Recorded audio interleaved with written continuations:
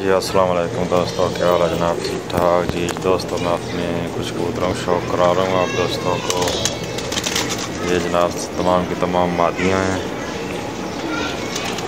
शौक़ है, ये रामपुरी है जी, प्योर रामपुरी उस्ताद अलीम खान साहब वाले कबूतरों में से है। इसके पीछे ये गोल्डन है, उससे आगे ये सियालकोटी है, उससे आगे दोनों वो भी गोल्डन कबूतरों में से है। आगे टेडी मादी है जनाब, उसके आगे ये भी सियालकोटी कबूतरों में से जौनसरी।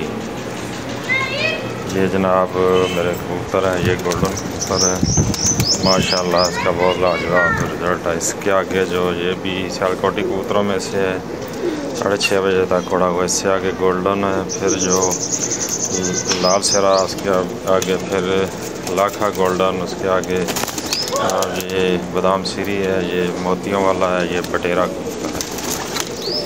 तमाम कबूतरों का शौक़ करें आप दोस्तों के शौक़ के लिए। ओके जी, अल्लाह।